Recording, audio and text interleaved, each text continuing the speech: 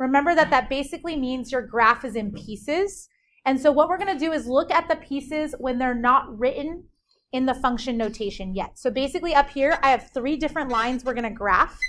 And then on each of the lines, we're going to highlight a specific portion. So I want you guys to think about that right now. So I want you to make a graph of this line, a graph of this line, a graph of this line separately. And then I want you to do what the directions are saying here. So like in graph number 1, I want you to highlight the portion of the line that's in the domain x less than 1. So which part of the line would I be talking about if I say the x's have to be less than 1? Highlight this portion of this graph number 2 and this portion of graph number 3. So our first goal is just, can I graph 3 lines and I understand what she means when I'm highlighting a certain portion of the line? Do I get that? Okay, so that's just where you're checking in there. The graphs that you guys got, make sure that they match what's up here so that your lines are graphed correctly.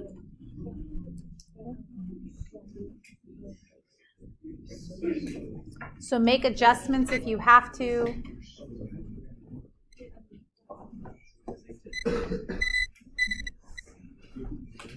I'm going to specifically talk about the second graph up there because as I'm walking around, that's where I see people are struggling the most.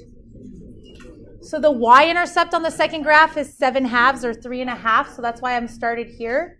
And the slope is -1/2. So I need to go down 1, but over a +2. So my line should slant this way. But that was the one I was seeing the most struggle with. So just kind of double check your second graph. You should double check all of them, but mostly the second graph as I was walking around, that's the place where I see some people might have to make some changes. Okay. And so as you guys are adjusting those, just some comments. You guys have seen piecewise functions before. And our goal today is to understand that if we're not good at them, we could basically graph them separately and just understand the pieces that we need to put together.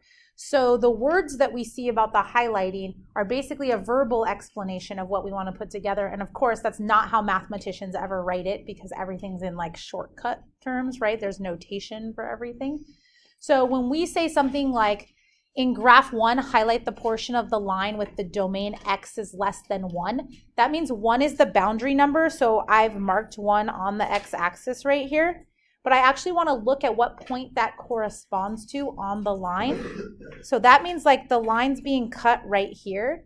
And I want to highlight the points that have coordinates. If you wrote all their xy coordinates, that all the x's would be less than 1. And so that would be all the points here, because all those points line up with an x value that's smaller than 1 on that x-axis. Okay, so I found 1 on the x-axis and where that would cut my line, and then picked the portion of the line that would line up with all the x's less than 1.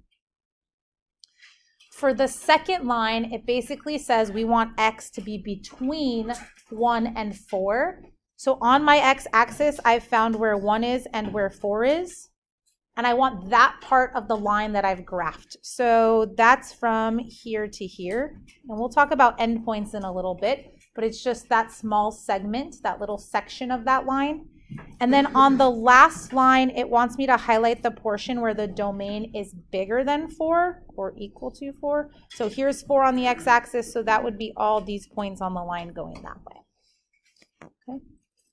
So it's important to remember in your piecewise functions that you're literally graphing things you knew how to graph before, but you're just identifying a certain piece of that graph that you want. So the purpose in showing you guys this, if you hadn't seen it this way before, or maybe you had, was that when you see a piecewise function that you have to graph, you can just pretend like you're graphing the whole line, and then you can highlight or you can erase the portion you're not using, and then you'll have left the pieces of the graph that you need. Okay? So what our graph should really look like if we wanted to put all these things together, we're going to do that on one graph. And I just want to remind you guys of notation. Again, mathematicians do not write out all the stuff that we just said. So this is the way they would write all that information like this. Okay, so you're familiar with this, but it might have been a while. So this is basically one graph. That's why it's written like this. But in that graph, there are basically 3 different lines, but I don't want the whole line. I only want these parts of them. Okay, so one way that you could do that is like we just did. You could have graphed the first line on the graph, darkened or highlighted the portion you want and erased the other piece, and then moved on and graphed the second line, highlighted the part you want or erased the other pieces, moved on and graphed the third line, highlighted the part you want and erased the other pieces, and you would end up with the graph. Okay?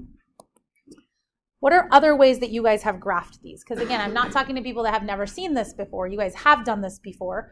What's another method? Does anybody use another method besides graphing the entire line? Like when you see this 2x plus 1 with this boundary, do you graph the entire line every time and just erase the part that you don't want? Or do you guys rely on something else? Does anybody else have a different method that they've used? Perfect. You take numbers greater or less than 1 and plug them into the equation. Awesome, that would work. Did you want to add something, Danielle? Creating like 3 tables for like 1 table for each equation. Yeah. And pulling numbers that apply to the domain. Good.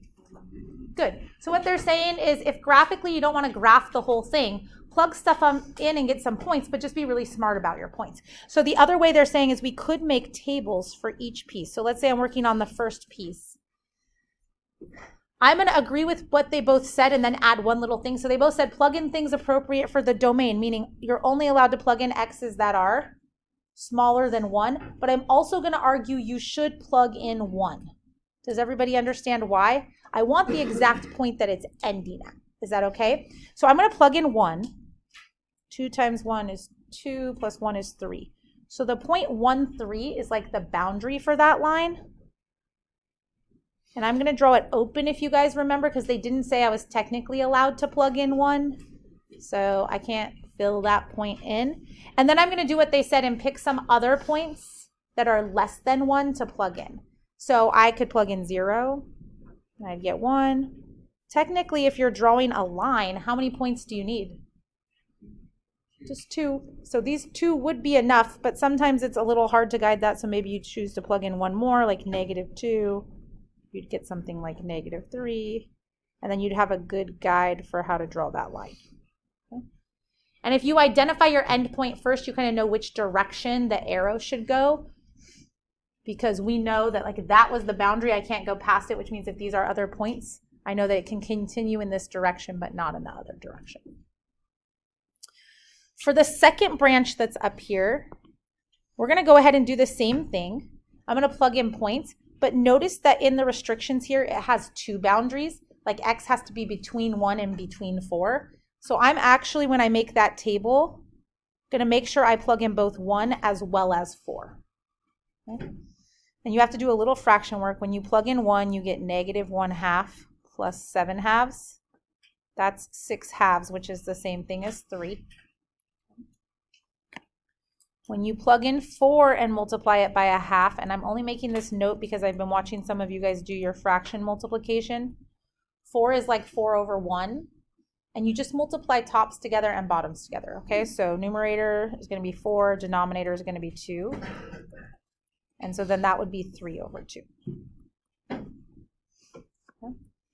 These 2 points are actually enough for me to draw this segment. Because it has 2 endpoints, I just need to draw the 2 points and connect them. If it wasn't a line, I'd have to do more work. But because it's a line and I know it just goes straight from one point to the other, I can do that. So notice here you were allowed to equal 1. So that 0.13 is now going to be filled in. So it used to be open, now it's filled in. All that means there's no special notation like it's both of these. It's not. It's now a filled in point on the graph. That's all. Okay? It wasn't there before, now it's actually there. And then 3 over 2 is like 4 and 1.5. And I wasn't actually allowed to equal 4, so I'm going to leave that endpoint open. And there is the segment for those. And again, important thing to remember with lines, 2 points are enough. When we're doing parabolas later and stuff like that, you'll need some other points. But for now, this is good enough. And then our third segment is here. Okay, we want to graph 1.5. Notice that there's no x in that equation. That means if you went to make this table and you plugged in 4 and things that are bigger than 4, every time the answer is 1.5. There's nothing for you to multiply with x or nothing. It just says the answer is 1.5. It doesn't matter what you're plugging in, 1.5. And so now 4, 1.5, 5, 1.5, 6, 1.5, and that would be that last piece of my piecewise function.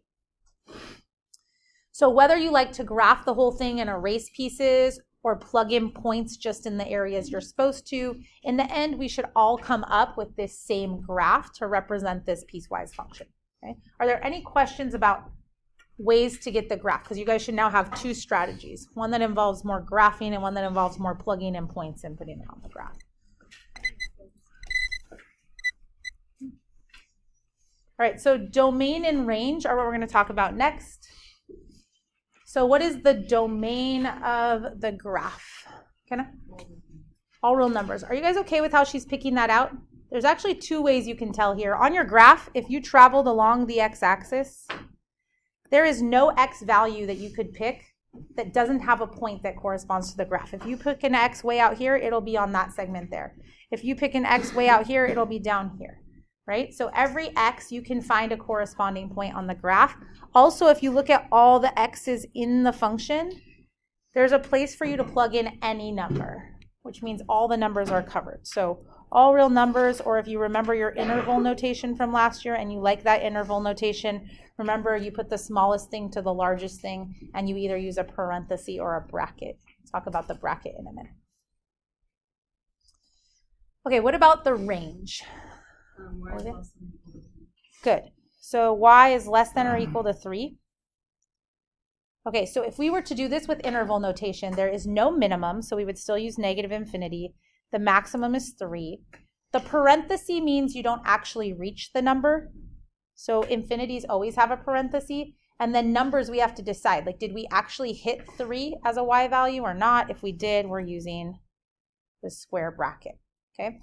A small note about domain and range, if you guys are struggling, this function tends to be a little bit nicer because you can see that maximum and the whole graph is connected. In my experience, when the graph is disconnected, sometimes range is a little bit difficult for people. If you find yourself struggling with the range, here's a different way to look at it. I don't know if you'll like it or not, but whatever, just an idea. Think about your y-axis and just go piece by piece if you're struggling with looking at the whole graph. So when I look at this first piece, if I was just looking at a line that went up to this number, the highest it goes is 3 and it hits 3 and it gets everything below 3.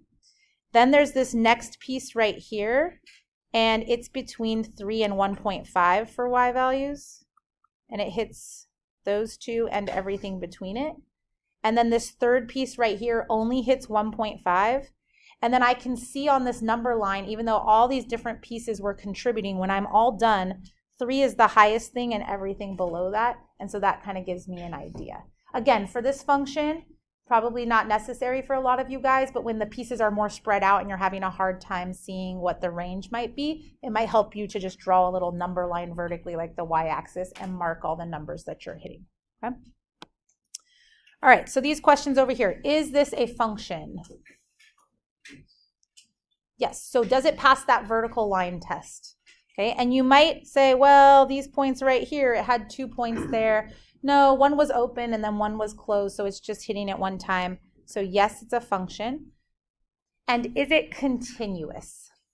So continuous means you could start on the left and draw the whole thing without ever picking up your pencil. Okay, so yes, in this case.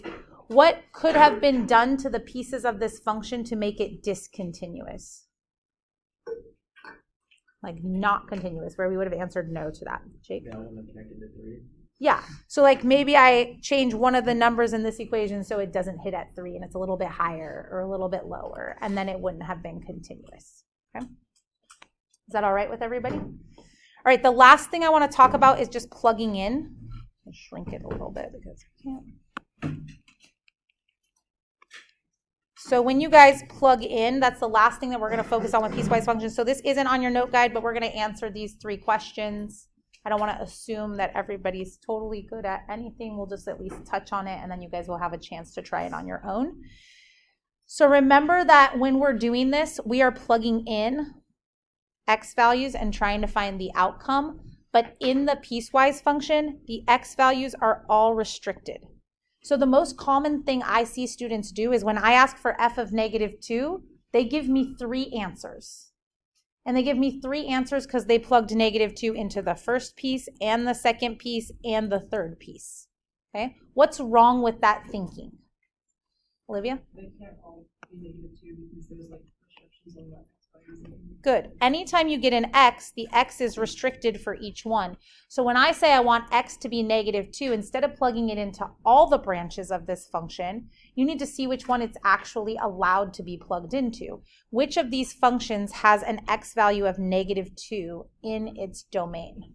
The first one, right? So I should only be getting one answer because I should only be plugging -2 into this function. Okay, and then -3 is my answer.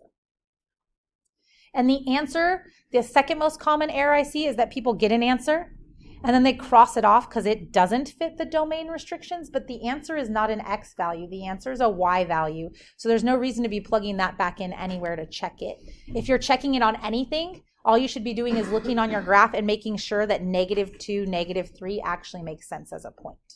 Okay. All right, what about 0? Which branch can 0 be plugged into? The first one. So good. X is less than 1. 0 is still less than 1, so we're only plugging it into here. So that's giving us 1. And then where do we plug in f of 4? The third one. Are you guys okay with that? That's where it's equal to 4, even though they both list 4. And again, when it says 1.5, that's not 1.5 plus 4 or 1.5 times 4. There's no place to put the 4, which means the answer is just literally 1.5. That is all. No arithmetic to do. Okay.